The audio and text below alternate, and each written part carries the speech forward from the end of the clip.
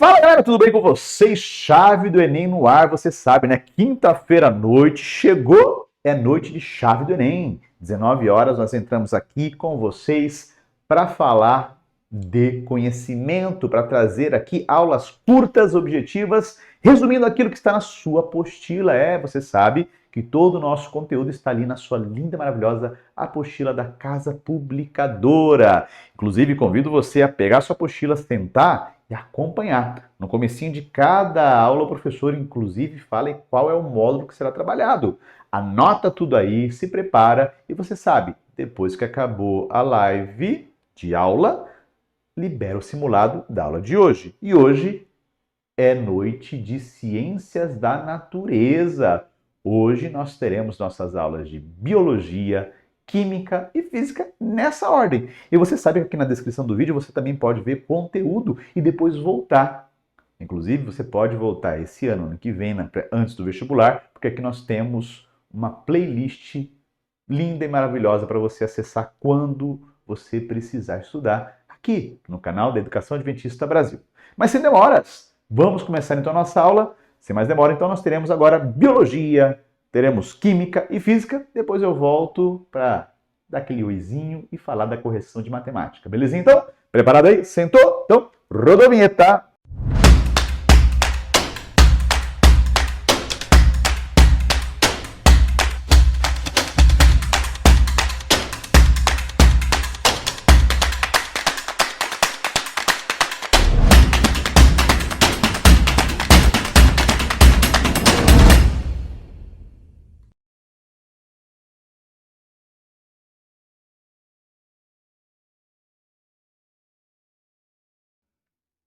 Olá, pessoal, tudo bem? Muito bom estar aqui com vocês mais um bimestre para a gente continuar descobrindo a biologia, que é uma área da ciência maravilhosa e é tão importante para a gente se conhecer muito bem, né?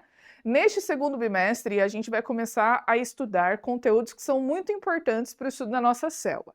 Só que antes de chegar na célula, de fato, a gente precisa entender do que a célula ela é formada, do que ela é composta. E aí que a gente entra na bioquímica. Antes disso, não deixe aí de participar no chat, de enviar a sua mensagem. Eu sempre acompanho as lives e vejo que vocês estão colocando ali. É bem importante esse feedback, então seja bastante atuante, tá? Pega teu livro, vocês vão ver que várias imagens que eu vou mostrar aqui são imagens do livro de vocês. E se você tiver uma dúvida, não esqueça de procurar o seu professor em sala de aula, porque ele vai tratar com uma profundidade bem maior do que eu vou tratar aqui, porque ele tem mais tempo, né? Aqui a gente tem só alguns minutos, certo? Então vamos começar a falar sobre a bioquímica ou a estrutura química dos seres vivos. E quando a gente para olhar a composição dos seres vivos, a gente encontra alguns elementos que estão presentes em maior quantidade, outros que estão presentes em menor quantidade. Esses que estão em maior quantidade são os primários e os secundários em menor quantidade. Esse CHOMPS aí, né, dos primários é bastante famoso. São aqueles elementos que a gente precisa bastante: carbono, hidrogênio, oxigênio, nitrogênio, enxofre e fósforo. Então, quando você estudar os sais minerais aí, especialmente, que é um componente inorgânico, você vai ver bastante que alguns têm algumas funções bem específicas. A gente não vai falar sobre os componentes inorgânicos, por questão de tempo, a gente vai focar mais em alguns orgânicos, certo? Então, vamos começar falando do carboidrato. Os carboidratos eles também são chamados de sacarídeos, de glicídios, são os hidratos de hidrogênio, né? Ficou redundante, mas são os hidratos de carbono, na verdade.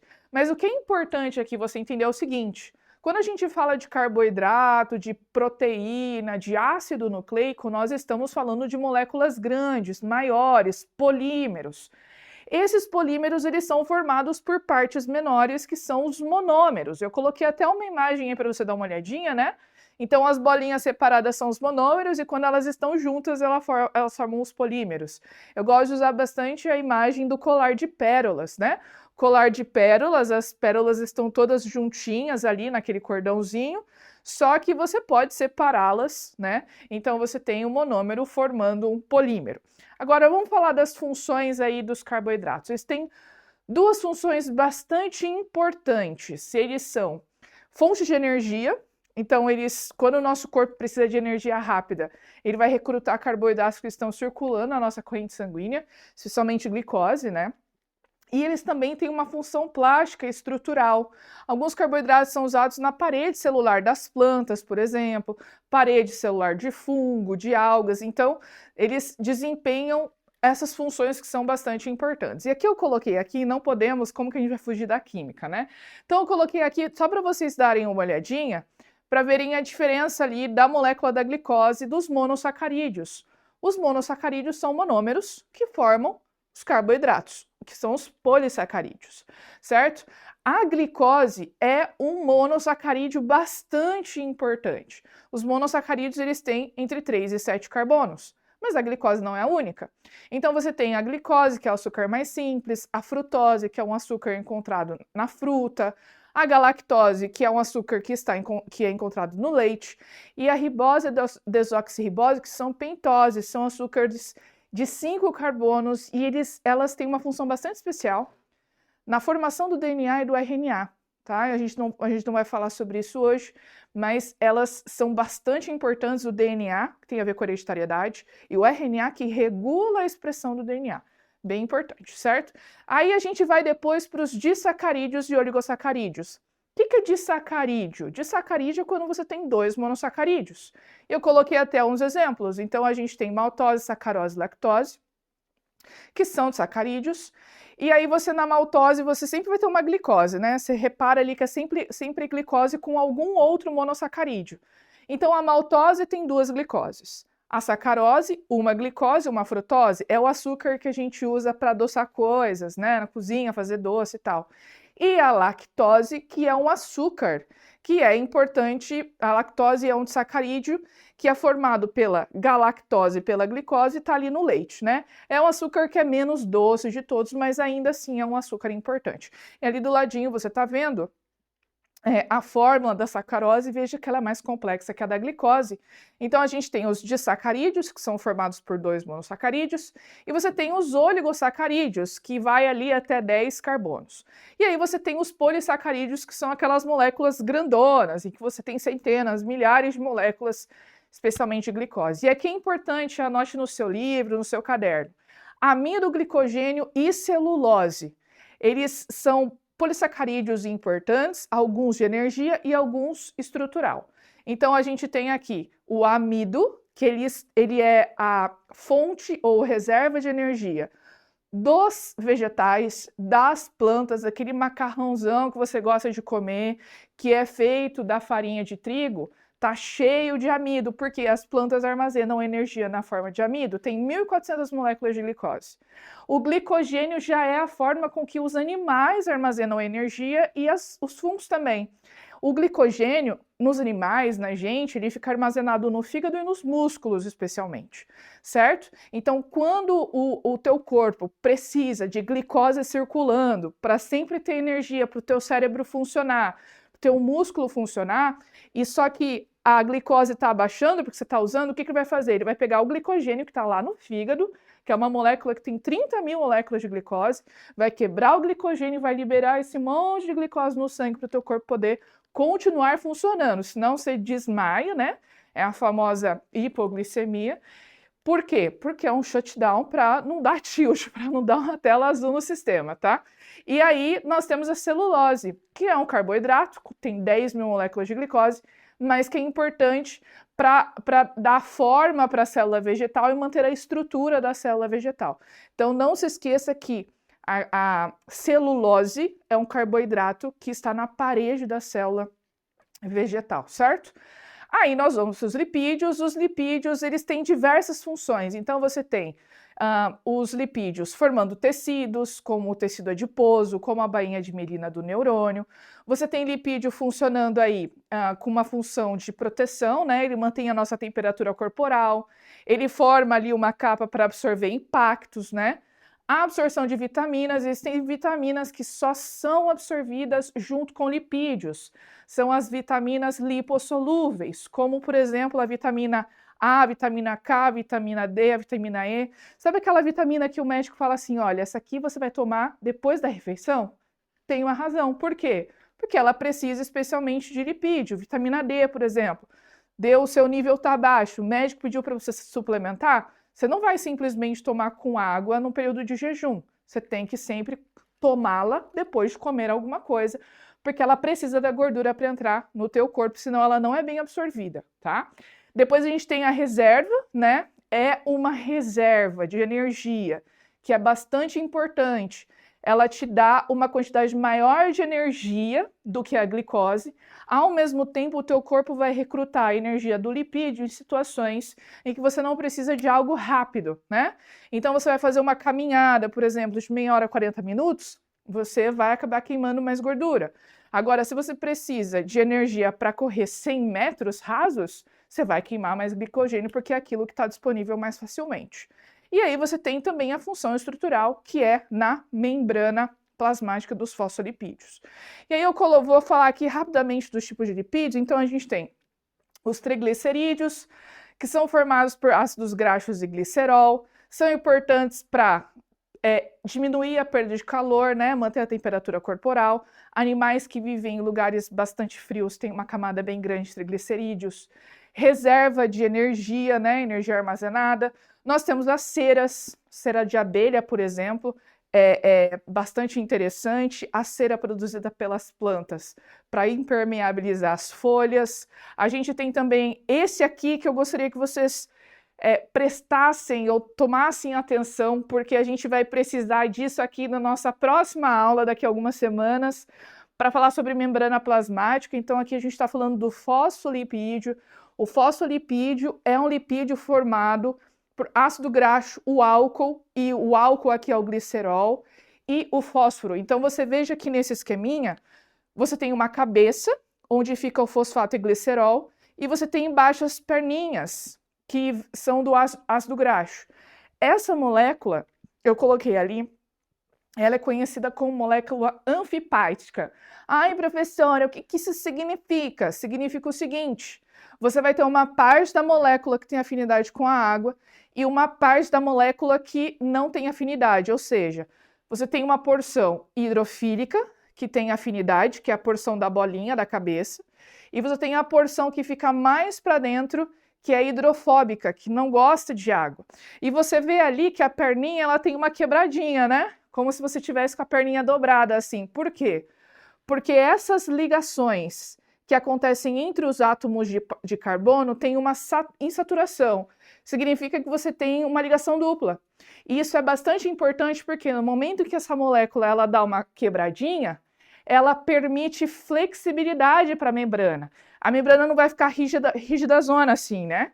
Então, se tiver alguma necessidade para que ela seja flexível, ela vai ser flexível. Isso, claro, é por causa dessa configuração da molécula. Não se esqueça, eu recomendo que você coloque um asterisco aí nos fosfolipídios, porque você vai precisar lembrar disso daqui a pouco, tá? Ou mais para frente, daqui a algumas semanas.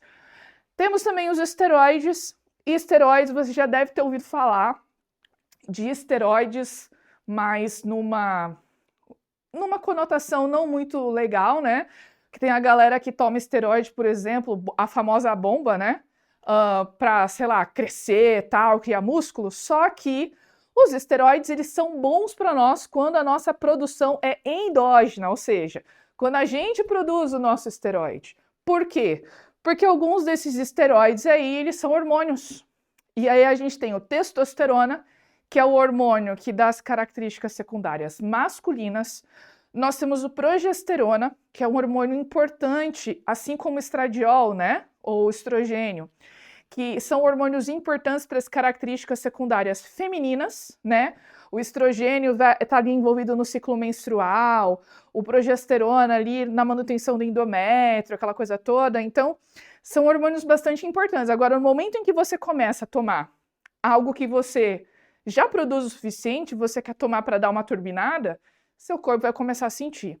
E aí, por exemplo, no caso dos homens que tomam testosterona, né, a mais, aí você vai ter uma atrofia do testículo, você vai ter problema na manutenção dos vasos sanguíneos, na saúde cardiovascular, e você pode aumentar as suas chances de ter problemas cardíacos, por exemplo, né? Você já viu a história de gente bombadona que estava treinando na academia, de repente teve um mal súbito e morreu infartado? É possível, não sempre, mas é possível que isso tenha relação com o uso de esteroides anabolizantes, tá? Fica aí um tema bastante interessante para você estudar. Então, a gente tem aqui outra parte que é o colesterol, né? Aquele colesterol que também tem muita gente que sempre fala numa conotação meio negativa, mas ele é importante para lubrificar as nossas artérias. O grande problema é o excesso desse colesterol. E aí a gente tem dois problemas, que é a aterosclerose e a arteriosclerose. A aterosclerose é quando você tem um acúmulo, né, dessa gordura na parede do vaso, e isso com o tempo vai crescendo, vai produzindo uma reação inflamatória, e isso vai criar uma barreira, o sangue vai ter dificuldade de passar, vai ficar obstruído. Já a arteriosclerose é quando você tem uma rigidez, especialmente, né, das artérias, e a artéria pulsa, né? Se ela fica mais rígida, ela vai ter dificuldade de bater. E isso pode estar associado à hipertensão, e eu acho que hipertensão eu escrevi errado aí, devia ser com S, fica aí a correção, e envelhecimento também. Aí eu coloquei aqui algumas coisinhas só pra gente passar, né? Então a gente tem as gorduras saturadas, insaturadas. As saturadas, elas estão ligadas com os desfechos bem ruins, do tipo problemas cardiovasculares, diabetes tipo 2, enfim. Por quê? Porque ela tá naqueles alimentos que são superprocessados, frituras, etc. Já a gordura insaturada, ela é muito boa, tá no azeite de oliva, por exemplo, e ela ajuda a mandar embora a gordura ruim. Então, se você tem essa gordura na sua alimentação, na quantidade ideal e correta, é bem interessante, tá? E tem a diferença aqui dos tipos de colesterol LDL e HDL. HDL é High Density Lipoprotein, então é uma molécula, né, que vai carregar esse colesterol. Então, tem uma molécula que carrega para o lugar legal, onde ele vai ser usado, e outro que carrega, que fica circulando e pode dar aquele desfecho que a gente viu na parte anterior. E agora, finalmente, nós estamos nas proteínas, certo? Então, as proteínas, elas são polímeros formados de monômeros, que são os aminoácidos. E um aminoácido, como está aqui na imagem, ele é formado de 3 partes. Então, você tem o ácido carboxílico, que é esse C dupla O ali em cima, e o OH do lado. E você tem o NH2, que é o radical amina, é uma função da química orgânica. E esse R é o quê? É um radical. Essa partezinha da molécula do aminoácido que vai mudar. E é essa partezinha que vai definir se vai ser, por exemplo, a metionina ou se vai ser o ácido glutâmico, que são 2 aminoácidos. Ou seja, é o radical que vai variar. Você sempre vai ter ácido carboxílico, C dupla OH, e amina na outra ponta, aminoácido, e o R vai acabar mudando. Tá? Eu coloquei aqui porque se eu falei com aminoácido, né, é o nosso monômero, que forma a proteína, que é o polímero, como é que esses aminoácidos vão se ligar para formar a cadeia grande? Eles se ligam por ligações chamadas de ligações peptídicas. Então, a pontinha do ácido carboxílico C dupla OH com a pontinha do outro aminoácido, do NH2, eles vão se ligar por esses lugares. E quando eles se ligam, tem 2 hidrogênios e um oxigênio que saem para dar espaço para a amina ligar.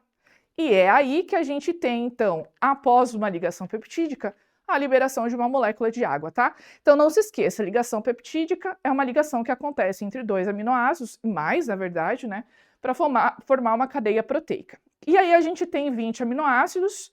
Desses 20, tem aqueles que são naturais, que nós produzimos, tem aqueles que são essenciais, que a gente só consegue por causa da alimentação. Aí a importância da gente sempre ter uma alimentação variada e uma alimentação adequada e saudável, e aqueles que são semi-essenciais. Então, em alguns momentos da vida você precisa de uma quantidade maior, em outros momentos uma quantidade menor. As proteínas têm diversas funções. Então, a gente tem estrutura, transporte, ação enzimática, sinalização, movimento, regulatória, sensorial, defesa, nutrição, né? E aqui tem esse outro infográfico que diz um pouco das funções que a proteína desempenha no seu corpo. E dentro do grupo das proteínas a gente tem classes, né? Então tem as proteínas que servem como enzimas, transporte, proteínas contráteis, protetoras, hormônios estruturais, etc. Eu vou passar aqui rapidinho alguns exemplos para vocês entenderem e conhecerem essa variedade. Então você tem as proteínas globulares, que elas têm essa forminha um pouquinho, né? redondinha, rechonchudinha, então tem hemoglobina, insulina, né, que é um hormônio que é proteico. Você tem aquelas que são fibrosas, que tem a cadeia mais linear, como, por exemplo, a queratina, que é do cabelo, a miosina, que está nos teus músculos. Você tem aquelas proteínas que têm função estrutural, como a espidroína, que está ali na teia de aranha, o colágeno na pele, a fibroína, que está no casulo do bicho da seda, né? Então, você tem aí diversas funções. Agora, a proteína, quando ela é formada, ela precisa ser processada para que ela tenha uma função, né? E é por isso que quando a gente para e analisa as proteínas, nós encontramos aí 4 estruturas ou 4 fases pelas quais a proteína precisa passar para chegar naquela função que ela vai ser útil. A primária é aquela cadeia linear, ou seja, ela acabou de ser feita, os aminoácidos acabaram de ser ligados. Então, ela é primária. A secundária já começou a ter uma dobrinha e você vê ali aquelas duas partes, que é a alfa-hélice e a folha beta, que são estruturas que aparecem quando a cadeia da proteína é dobrada.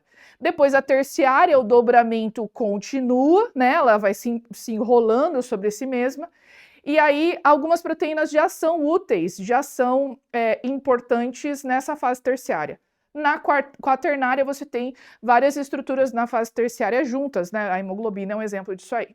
E aí tem um processo bastante importante, que é o processo de desnaturação proteica, que acontece por causa do aquecimento, do aumento da temperatura, e faz com que, por exemplo, uma proteína que está funcional agora, na fase terciária, volte à fase primária linear, onde ela não tem função. E a temperatura alta acaba fazendo isso, né? Eu coloquei outros exemplos, proteínas com função regulatória, comunicação celular, movimento, ajuda aí o organismo a perceber as mudanças externas, defesa, armazena nutrientes, movimentação. E aqui, só para terminar, eu queria falar das enzimas, né? As enzimas, elas são bastante importantes para regular reações. Só que as enzimas, elas dependem de algumas características para funcionar. Lembrando que ela é específica para cada substrato e tem esses 2 modelos que explicam como a proteína, a enzima funciona. Agora, guardem aí para a gente finalizar. 2 coisas, temperatura e o pH.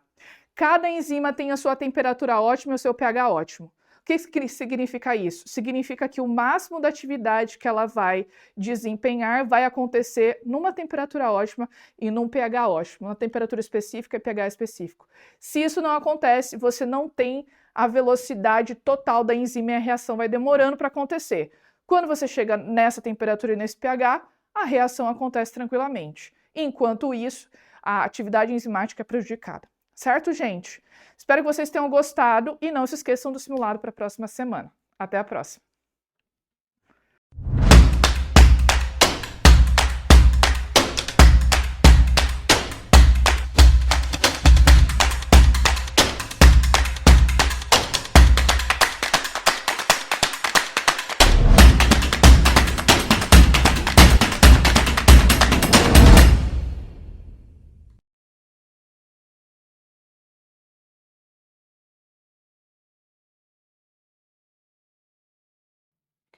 E aí, pessoal, tudo bem com vocês? Aqui é a professora Daniele. Mais uma vez, nós estamos aqui para a nossa aula de Química no Chave do Enem. E o que nós temos para hoje? Hoje nós vamos falar sobre os modelos atômicos, lá ao finalzinho, lá do módulo 4 da sua primeira apostila. Não tem como não começar, né, falando de Dalton, que foi o primeiro cientista a propor um modelo para o átomo. Imagina só, com o passar dos anos, a ciência ela foi ganhando seu espaço, os cientistas, o método científico foi tendo cada vez mais força, e aí até então não se conseguia explicar a constituição da matéria. Foi então que Dalton ele trabalhava com conservação de massa, ele trabalhava com balança, ele fazia todos os experimentos, realizava todos os seus experimentos com uma balança. Então ele pesava antes, durante e depois do processo. E aí, mesmo com formação de substâncias gasosas, como ele trabalhava com um sistema fechado, ele conseguiu ver que mesmo ocorrendo uma transformação química, que é aquela transformação que eu consigo identificar, né? Que após a reação ocorreu uma modificação no aroma, na cor, né? Antes era líquido, formou um sólido, no estado físico. Então, também ele conseguiu identificar a conservação das massas. Ele conseguiu identificar que mesmo a transformação química acontecendo, as massas elas se conservavam. Então ele propôs o seu modelo, ele resgatou a palavra átomo que surgiu lá com os filósofos, né, Demócrito e Leucipo, que é átomo, né, não parte, não divide, e chegou à conclusão de que a matéria seria formada por átomos, por pequenas partes indivisíveis, esféricas, né? E que ele representa como tamanhos diferentes, né? Então, átomos de hidrogênio seriam menores, esferas menores. Por quê? Porque o hidrogênio, quando ele era formado, ele era mais leve. Átomos de oxigênio, se comparado ao hidrogênio, são um pouquinho mais pesados. Então, ele representaria como um círculo, uma esfera maior, né? Consequentemente, mais densa. E átomos de bromo, por exemplo, mais densos ainda, então esferas cada vez maiores. Como ele representou essa questão, né, de átomo como sendo uma esfera maciça, porque a massa se conservava e a massa era diferente para substâncias diferentes, para elementos diferentes, então o modelo dele ficou muito conhecido, né, popularmente conhecido aí como bola de bilhar. Porque se a gente olhar uma bola de bilhar, uma bola de sinuca, como que ela é? Ela é muito pesada. Se a gente tentar quebrar ela, é muito mais difícil. Se a gente conseguir cortar uma bola de bilhar, você vai ver que ela é praticamente o quê? Toda preenchida, ela não tem um espaço vazio. E era exatamente assim que Dalton imaginava o átomo, né? Uma esfera maciça e indestrutível, indivisível e neutra, porque até então, né, não se trabalhava ali com cargas elétricas. Então, o modelo de Dalton foi o primeiro modelo científico a explicar a composição da matéria e a resgatar o termo átomo. Isso em 1803, quase no finalzinho do século, quase 100 anos depois, foi quando surgiu um novo modelo. Mas a gente pensa muito, né? Muitas vezes a gente acredita que um modelo ele surge para derrubar o outro, mas na verdade não. Um cientista ele não tem a intenção de derrubar o outro, mas de pegar a teoria dele e aplicar em contextos diferentes. E era exatamente isso que Thomson queria. Ele tinha acesso a um novo mecanismo, né, que era o experimento dos raios catódicos, né, da ampola de Crookes, e ele queria pegar aquele experimento, passar, né, pela corrente elétrica, a baixa pressão, e aí provar, né, comprovar que a teoria proposta por Dalton sobre a composição, a organização dos átomos estaria correta. Então, para ele, né, era uma forma mais de dar mais credibilidade ainda nessa composição do átomo. Então ele passou por essa ampola de Crookes, que é mais ou menos essa bomba, esse desenho ali, né, que tem uma bomba a vácuo, vai reduzir ali, tem uma alta voltagem, tem o cátodo, da onde saiu o feixe luminoso, o ânodo do polo positivo, polo negativo, e aí ele né, causava ali por meio dessa alta voltagem uma descarga elétrica que gerava um feixe luminoso. O que acontece? Thomson ele colocou um campo elétrico, ele colocou como se fosse ímãs, um polo positivo e um polo negativo ali nesse entorno dessa ampola. E qual seria, né? Ele queria identificar qual seria o comportamento desse feixe luminoso após passar por esse campo elétrico. Se o átomo fosse exatamente como Dalton propôs, ele continuaria ali o seu trajeto, né, de forma linear, sem sofrer nenhum desvio. No entanto, quando ele fez, né, essa passagem do feixe luminoso ali por esse campo elétrico, ele observou que o raio, né, o raio catódico, esse raio carregado negativamente, ele sofreu um desvio. E ele sofreu um desvio para o polo em direção ao polo positivo. Consequentemente, já se sabia, já havia, né, trabalhando com cargas, que cargas opostas tendem a se atrair e cargas iguais se repelem. Então, ele sofreu um desvio, ele sofreu uma repulsão pela parte negativa desse campo elétrico, em contrapartida, ele sofreu o quê? Uma atração pelo campo positivo, né, pelo polo positivo desse campo eletromagnético. Então, o modelo de Dalton, aquela esfera maciça, já não conseguia explicar esse comportamento, né? Por exemplo, se eu estou andando com uma roupa sintética, principalmente no inverno, né? Tô lá no ato de fricção, sempre lá movimentando. Se eu relar em alguém, o que vai acontecer? Eu vou dar um choque, né? Se a umidade está baixa, isso também acontece. Por quê? Porque eu vou concentrando ali, deslocando esses elétrons para uma região ali mais concentrada, e aí depois eu tenho essa descarga, essa descompensação ali, né? E isso o modelo de Dalton não conseguia explicar.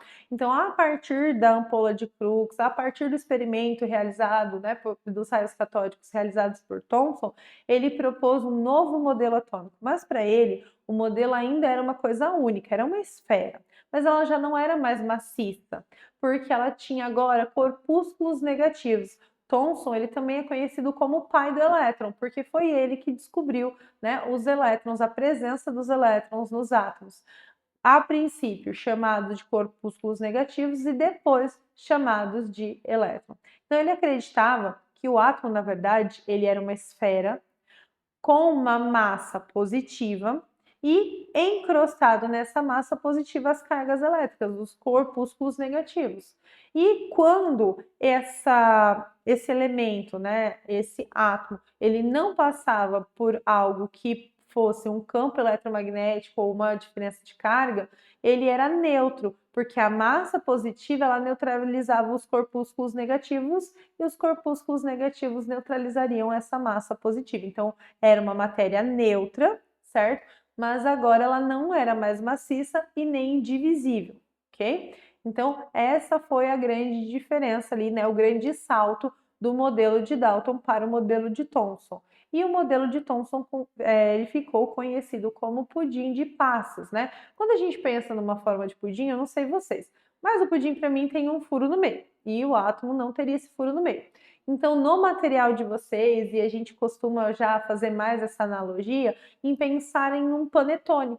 Quando nós pensamos em um panetone, num chocotone, né, nós teríamos a massa ali, que seria positiva, e encrostado nessa massa as frutinhas cristalizadas ou as gotinhas de chocolate, que seriam esses corpúsculos negativos, os elétrons. E ele está espalhado pela massa toda, né, desde a interface até o centro dessa massa. Então, era mais ou menos assim que Thomson imaginava ser a composição do átomo.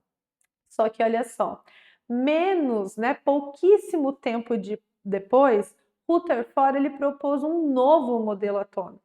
O Rutherford ele foi aluno de Thomson.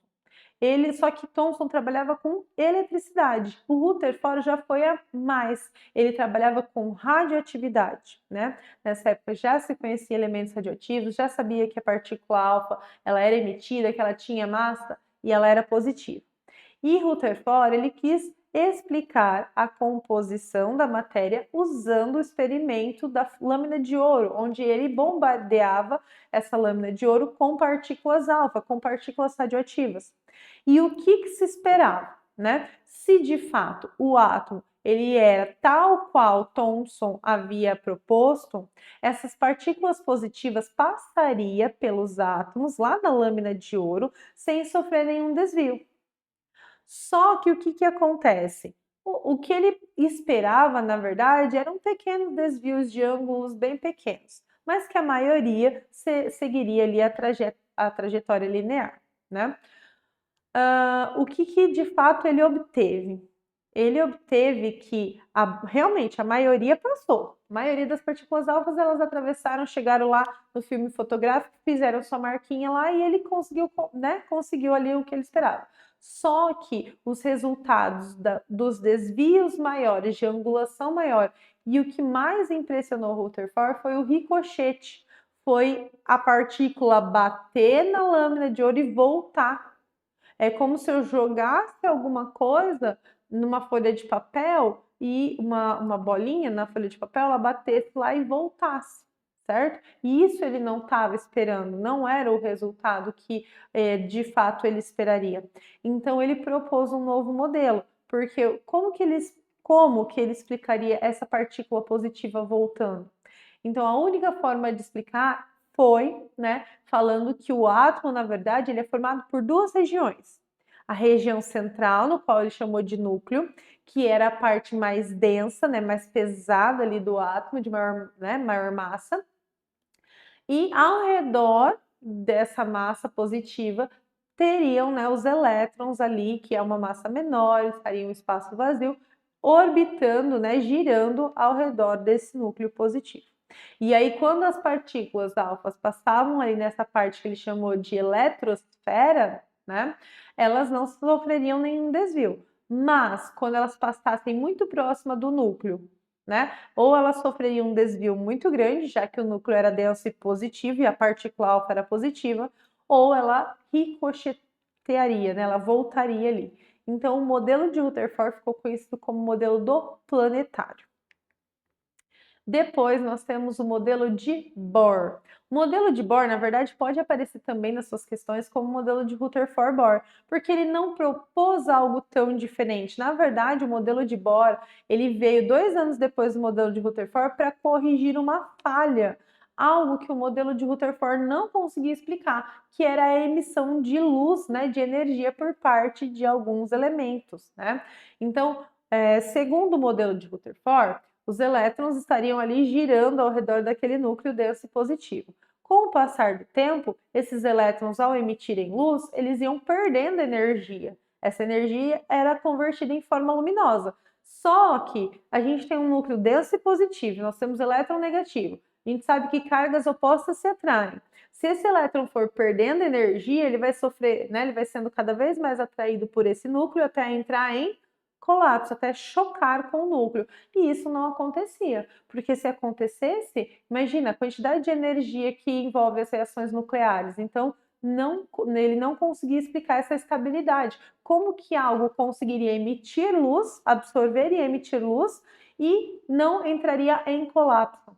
Então, foi aí que veio o modelo de Bohr, né, que ele trabalhou com os espectros, então com a absorção de luz. Então, ele trabalhou bastante com o átomo de hidrogênio, que tem um único elétron na última camada, e aí ele conseguiu propor o quê? Que, na verdade, os elétrons, eles têm uma energia deles, uma energia quantizada, uma energia deles mesmos. E eles, para se manter girando ao redor daquele núcleo, ele precisa dessa quantidade de energia.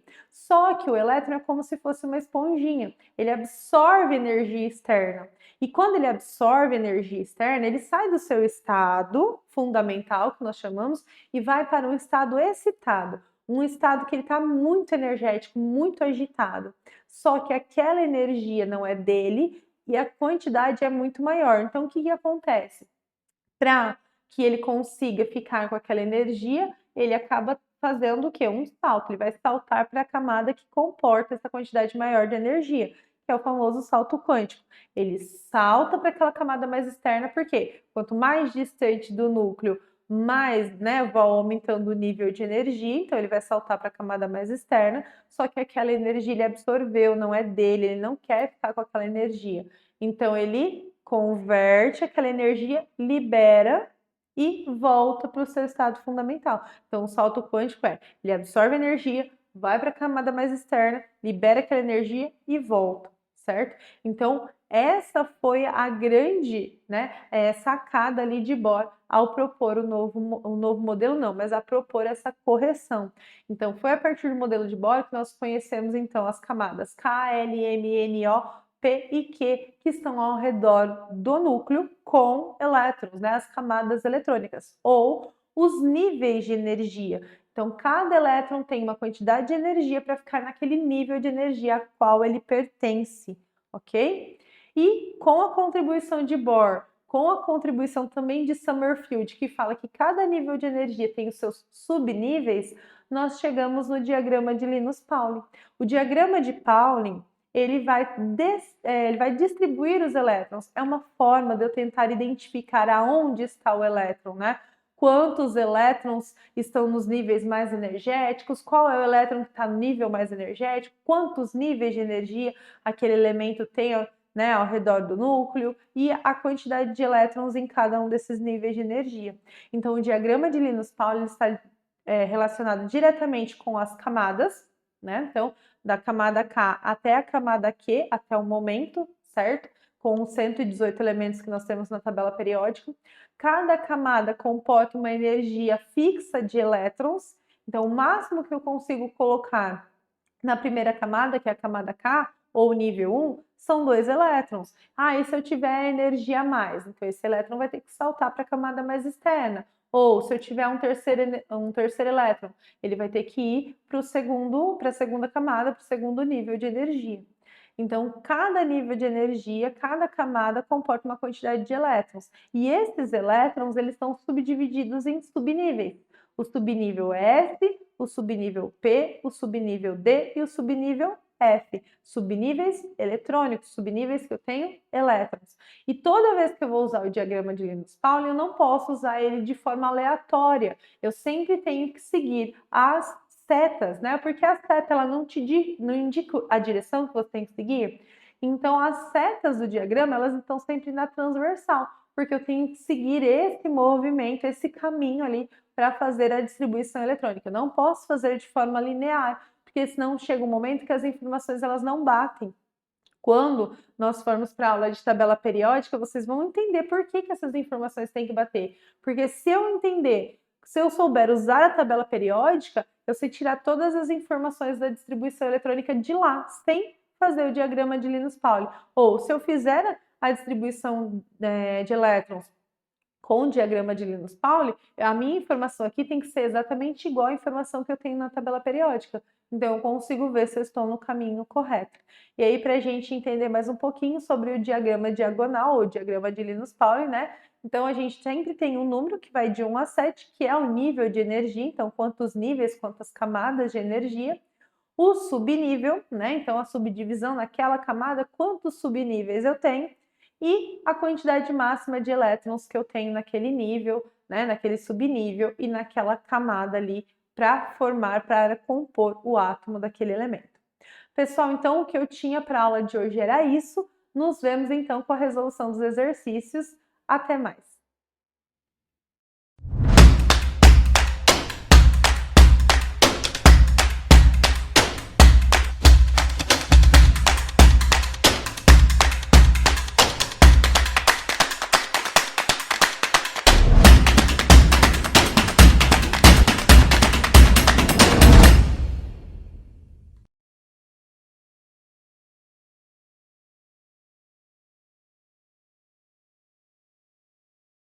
Olá, querido estudante do primeiro ano de ensino médio, tudo bem? Meu nome é Kelaine, sou a sua professora de Física da Chave do Enem. Hoje nós vamos revisar alguns conceitos de movimento na vertical, queda livre. Bora lá? Então, está lá no módulo 1 do livro didático de vocês da CPB. Todo mundo já ouviu falar da Big Tower, a maior torre da América Latina. Ela fica localizada aqui em Beto Carreiro World, em Santa Catarina. Ela tem 100 metros de altura e atinge a quase 120 km por hora. Ele faz esse trajeto em torno de 5 segundos. A queda livre faz com que a sensação é de que você esteja voando. O mais difícil, não sei se você já foi, mas o mais difícil é quando você está lá em cima, lá no alto, dá aquela solta e aí você se sente leve e vai indo até o chão em menos de 5 segundos. Mas queda livre, o que é a queda livre? Quem começou, estudou e testou foi Galileu Galilei. Ele fez o seguinte, ele lá no alto da Torre de Pisa, ele pegou 2 objetos e largou elas de lá de cima da Torre de Pisa. E ele chegou à conclusão de que a velocidade com que os objetos chegam ao solo não depende da sua massa, mas sim do seu formato. E se tem ar e não tem o ar? Como assim? Ele disse o seguinte, olha, se lá na Lua nós pegarmos uma pedra e uma pena e largarmos da mesma altura na Lua, onde não tem resistência do ar, os corpos eles vão cair juntos ao mesmo tempo. E vocês sabem que foi testado. David Scott confirmou essa teoria na missão Apollo 15 em 1971. Ele pegou uma pena e um martelo, ele fez o quê? Soltou ele largou, né, na Lua e chegaram juntos ao solo. Mas e se tem ar? E aí? O ar faz algo que nós chamamos de empuxo, ele tem uma força de baixo para cima. Então, o formato do objeto vai fazer toda a diferença. Por exemplo, pedra e pena. Nós temos aí a figura da pedra e da pena. Se vocês observarem, a pedra cai primeiro do que a pena, porque a pena tem o seu formato e a resistência do ar. E eu coloquei ali uma figura de paraquedistas, né? Então, ele cai queda livre até abrir o paraquedas. Abre o paraquedas, há uma resistência do ar agindo sobre o paraquedas, ele vai descendo mais devagar, perto de um movimento uniforme. Então foi isso que Galileu falou. Ele falou assim: olha, a velocidade com que os objetos chegam ao solo não depende da sua massa. E a aceleração da gravidade todos já conhecem. 9,8 metros por segundo ao quadrado, nós sempre usamos, geralmente nos nossos problemas de física, né? Nós usamos o valor de 10. E quais são as características? Ó, a aceleração da gravidade, ela apresenta valor diferente na superfície de cada astro. Por exemplo, a Lua, ela tem 1/6 da gravidade aqui da Terra. E a aceleração da gravidade independe da atmosfera, se existe ou não ar. Ou seja, no vácuo, a aceleração da gravidade vai ser a mesma que no ar. Então, se a gente tirasse todo o ar aqui da Terra, a gravidade continuaria 9,8. Mas, como é o comportamento da queda livre de um objeto? O movimento que ele faz é um movimento uniformemente variado. E as fórmulas que nós vamos usar são as fórmulas do movimento uniformemente variado. Você sabe o que é movimento uniformemente variado? Se não, volte nas aulas anteriores de física aqui da Chave do Enem, que nós já revisamos este conteúdo, tá bom? Então, nós temos aqui a equação horária da posição para o movimento uniformemente variado.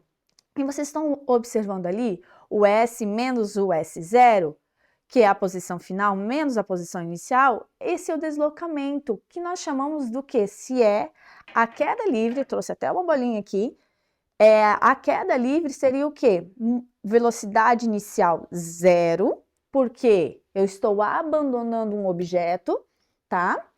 A distância que ele percorreu é a altura, tá? Então, quanto maior o deslocamento, maior vai ser a altura. Quanto menor o deslocamento, menor vai ser a altura. Então, velocidade inicial 0, o deslocamento é a diferença entre as posições. E quando nós organizamos a formulazinha, ela fica assim: o tempo de queda é a raiz de 2h, que é a altura, dividido pela gravidade, tá bom? Então, é a mesma fórmula, só que agora nós vamos dizer o quê? Velocidade inicial é 0, tá bom? E a distância percorrida é a altura. E se a gente usar a equação de Torricelli? Mesma coisa, velocidade inicial nós dizemos que é 0. No lugar de A, muito importante, no lugar da aceleração nós colocamos G de gravidade, que é a aceleração da gravidade, tá? Que ela é constante durante todo o trajeto. Então, se eu quiser saber a velocidade que o objeto chega ao solo, basta eu dizer que a velocidade inicial é 0, 2 vezes G vezes ΔS, que é a altura, e o que é o quadrado passa como raiz. Então, fica essa formulazinha. Não precisa, gente, vocês não precisam memorizar essas fórmulas. Basta vocês saberem queda livre, o corpo é abandonado, velocidade inicial é 0, a aceleração é a gravidade. Fechou. Você já tem a fórmula aí da queda livre. Beleza? Então, velocidade geralmente é metros por segundo. Se ele quer em quilômetros por hora, você faz toda a formulazinha e no final você transforma em quilômetros por hora. Mas precisa que, porque a gravidade sempre está em metros por segundo ao quadrado, o tempo sempre tem que estar em segundos e a velocidade em metros por segundo. Agora vamos falar sobre outro tipo de movimento, que é esse aqui. Quando nós lançamos um objeto na vertical. Se vocês repararem, nós não estamos em câmera lenta, mas se a gente fosse reparar em câmera lenta, o objeto ele sai com uma velocidade da minha mão, eu vou fazer em câmera lenta, e ele vai subir. Só que na subida, o movimento é um movimento retardado. Sabe por quê? Porque a velocidade ela vai diminuindo. Para lá em cima, como vocês podem ver ali na figura. Depois ele desce acelerado. Então, na subida é retardado, o movimento retilíneo retardado, para, e depois ele desce acelerado, como se fosse em queda livre.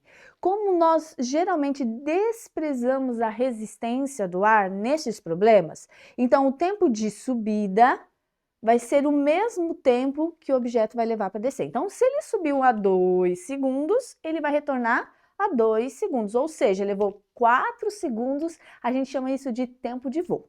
Subiu 2, voltou 2 na nossa mão. Queda livre, velocidade inicial 0, gravidade é no lugar da aceleração, mas lançamento vertical, agora são 2 movimentos. Movimento retardado, para, depois desce o movimento acelerado. Tá como se o corpo estivesse em queda livre. Mas como ficará, então, as fórmulas? São as mesmas fórmulas que nós já conhecemos do movimento uniformemente variado.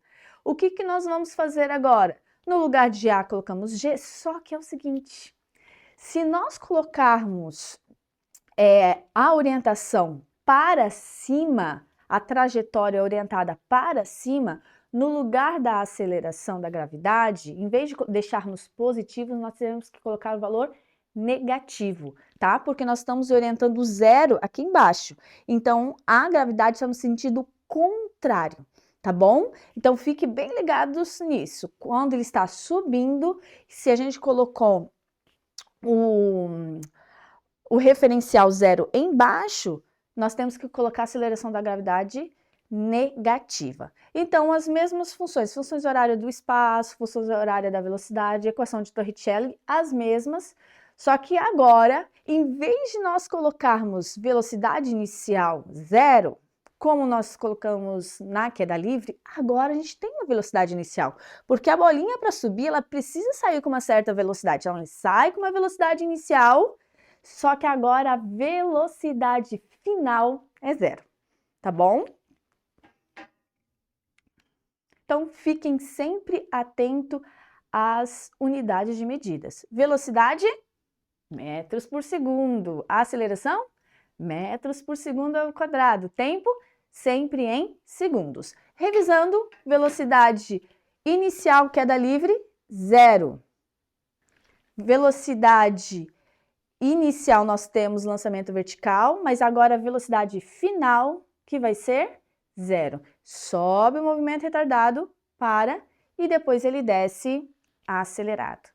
Agora vocês já conseguem fazer as questões da chave do Enem, tá bom? Vão lá, façam as questões, depois vocês voltem aqui para corrigir, para ver se vocês acertaram. Um abraço para vocês e até a próxima aula.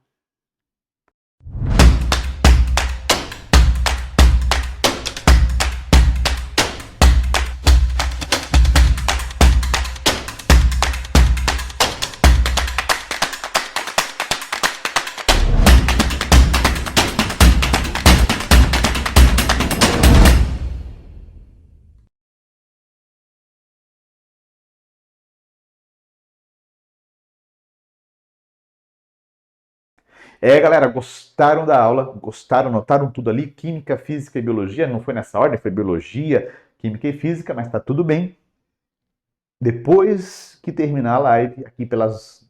depois, assim, um pouco depois, lá pelas 9 horas, o simulado de biologia, química e física está liberado. Mas até lá, você ainda tem a correção de matemática. Então, senta aí e veja o que você acertou ou não em matemática e o que você pode melhorar. Beleza? Então, vamos para a correção? Rodou a vinheta.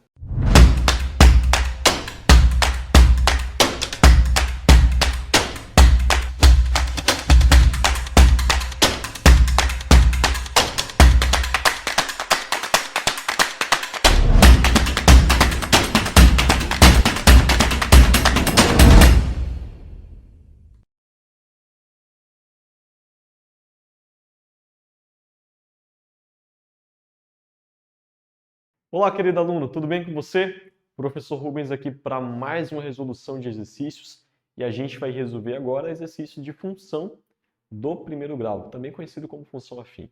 Chama todo mundo que esse é o momento especial que a gente tem de conferir se de fato você mandou bem na resolução ou se teve alguma questão que você foi mal. É o momento de você descobrir o que aconteceu. Preparado? Aperta os cintos e vamos nessa!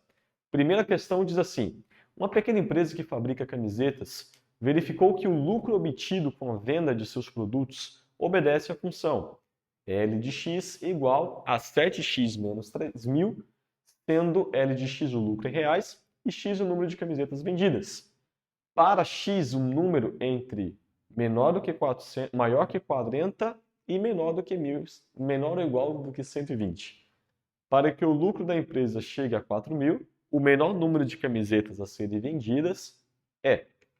O que a gente pode fazer? O primeiro passo que você vai ver é colocar o seguinte: você quer o lucro seja igual a 4.000. Então nós vamos escrever a função até igualando com 4.000. Então a gente vai pegar a função L de x, que é 7x menos 3.000, e igualar a 4.000. Vai isolar o x e achar o valor. Mandando o 3.000 somando, nós vamos ter 7.000 igual a 75x. Vai pegar o 75 que está multiplicando e passar dividindo. Então, 7.000 dividido por 75 vai dar 93,93. Então, o número mínimo de camisas que eles deveriam vender é 94, já que 93,33 é um número maior do que 93. Então, a alternativa letra D. Você que marcou, parabéns, mandou bem. Você que errou, é o momento de você verificar e ver se de fato qual foi o cálculo errado que você fez aí. Questão de número 2. Uma fábrica de panelas opera com um custo fixo mensal de R$ 9.800 e um custo variável por panela de R$ 45. Cada panela é vendida por R$ 65. Seja X a quantidade que deve ser produzida e vendida mensalmente para que o lucro mensal seja igual a 20% da receita. A soma dos algarismos de X é quanto? Bom, a gente vai primeiro partir do que a gente conhece. A gente sabe que lucro é receita menos o custo. E a gente sabe também que a receita obtida é R$ 65 vezes a quantidade que foi vendida. Então, 65x. A gente quer que o lucro seja 20% da receita. Então, a gente pode calcular a função lucro como sendo 20% de 65x. Só que 20% é a mesma coisa que 0,2. Então, 0,2 vezes 65x. Multiplicando, a gente encontra 13x é a função lucro. Terminou aí, professor? Ainda não. Não terminou porque ele quer que a gente encontre quem é essa parte. Quem é o lucro mensal. Opa! Fazendo as nossas contas ali, quando a gente colocar no valor fixo mensal, a gente vai obter que é igual a 5. Só voltando aqui para a gente fazer as contas. Fazendo a nossa conta, a gente vai ter que 9.800 mais 45x. Então, logo, o lucro, que é receita menos custo, é igual a 13x, igual a 65x menos 9.800 mais 45. Fazendo as nossas contas, a gente encontra x igual a 1.400. Agora, volta na pergunta ali. A pergunta diz: qual é a soma dos algarismos de x? Se a nossa resposta foi 1.400, a gente vai somar 1 mais 4 mais 0 mais 0. Agora sim a gente tem a resposta x. A gente tem a resposta que a soma é 5. Recapitulando, achamos os x, encontramos o valor dos algarismos, somamos eles e achamos o valor. Questão 3 é uma questão do Enem de 2019. E ela diz assim: uma empresa tem diversos funcionários e um deles é gerente, que recebe R$1.000 por semana. Os outros funcionários são diaristas. Cada um deles trabalha 2 dias por semana, recebendo R$80 por dia trabalhar. Chamando x a quantidade total de funcionários da empresa, a quantidade y em reais que esta empresa gasta semanalmente para pagar os seus funcionários é expressa por qual função? Bom, a gente sabe o seguinte: o número de funcionários diaristas, ele é dado por quem? X menos 1. Por que X menos 1, professor? Porque 1 a gente conhece, que é o gerente que recebe 1.000, ok? Então, X menos 1. O valor gasto pela empresa vai ter a lei de formação. 160 vezes X menos 2, menos 1, perdão, mais o valor que é o salário fixo do cara, que é R$100. Professor, por que 160? Porque cada um deles trabalha 2 dias por semana e eles recebem 80 por dia trabalhado. Então, 2 vezes 80, 160. Fazendo as nossas contas ali, a gente chega na alternativa letra C, 160x mais 840. Questão de número 4 do Enem 2017. Em um mês, uma loja de eletrônicos começa a obter o lucro já na primeira semana. O gráfico representa o lucro L dessa loja desde o início do mês até o dia 20. Mas esse comportamento se estende até o último dia, o dia 30. A representação algébrica do lucro L em função do tempo é bem fácil, gente, essa questão. Ó, primeiro, a gente vê que é uma reta. Se é uma reta, só pode ter uma lei de formação. Que lei é essa, professor? AX mais B. A vezes a variável mais a letrinha B. O que é a letrinha B? A letrinha B, a gente viu na nossa aula que ela é o coeficiente linear e é onde a reta toca o eixo do Y. Olhando para o gráfico, onde que a reta toca o eixo do Y? No menos 1.000. Então só sobra duas alternativas, a letra A e a letra B. Ok? Nesse caso aqui específico. Note que no gráfico a gente tem então que L de T vai ser menos 1.000. Opa, voltando aqui. Ok. Só que a gente quer o que na pergunta? A gente quer a representação algébrica do lucro em função do tempo.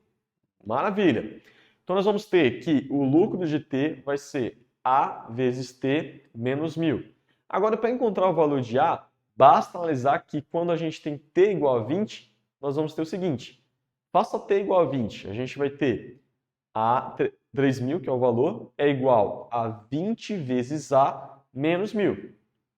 A gente isola o A para encontrar o valor dele. Então, isolando o valor de A, a gente encontra que A é 200. O que a gente chega na conclusão? Que a nossa resposta é 200T menos 1.000. Alternativa, letra A. Então, veja que não pode ser a letra D como está marcado aí. Foi um erro de digitação, tá, gente? Observe que também tem duas alternativas repetidas ali, mas a alternativa correta é a letra A. Questão do Enem de 2018. Uma indústria automobilística está testando um novo modelo de carro. 50 litros de combustível são colocados no tanque desse carro, que é dirigido em uma pista de testes até que todo o combustível tenha sido consumido. O segmento de reta do gráfico mostra o resultado desse teste, no qual a quantidade de combustível no tanque é indicada pelo eixo X e a distância percorrida pelo automóvel é indicada no eixo Y, no eixo X é a distância percorrida. Qual é a expressão algébrica que relaciona essa quantidade do combustível no tanque e a distância percorrida? Outra questão bem tranquila. Vamos voltar aqui aos nossos conhecimentos. Ó, a gente sabe que aqui a gente tem uma reta. Vamos voltar aqui. Temos uma reta. Como uma reta, o valor que toca no eixo do Y é o valor de B. Então, de cara, a gente já sabe que a reta toca no 50 ali. Já nos fornece duas alternativas. Quais são elas? Letra B e a letra D. Vamos agora descobrir qual é o valor que está ali para o A. Se essa função é uma função decrescente, qual é o valor de A? Negativo. Então, só nos resta a letra B, ok? Letra B, menos x dividido por 10 mais 50. Questão do Enem de 2016, ela tem quase a mesma ideia dessa daí. Só que agora, lá no finalzinho, diz assim, nas condições dadas do gráfico, qual é o tempo mínimo após o 6º mês para que o reservatório atinja o nível 0 da sua capacidade? O que é que a gente vai fazer? A gente primeiro vai analisar o gráfico. Quando a gente analisa, a gente vê que estava 30% e foi para 10%. Então, houve uma variação de 20% no período de 5 meses. Como em 5 meses houve uma redução de 20%, Então a gente vê que para que o volume atinja o marco zero, é necessário que se reduza 10, que é a metade do tempo que foi consumido. Então se em 5 meses ele gastou 20% e eu quero que ele chegue a zero, voltando ali no gráfico, eu preciso que ele reduza a metade de 5. Nesse caso, 2 meses e meio é a minha resposta. Questão 7. O valor de um carro novo é de R$ 9.000 em 4 anos de uso. E em 4 anos de uso ele passa a valer R$ 4.000. Supondo que o preço caia com o tempo, segundo uma linha reta, o valor do carro em um ano vai ser de quanto? Bom, a gente sabe que vai ser em linha reta. Se vai ser em linha reta, qual é a função?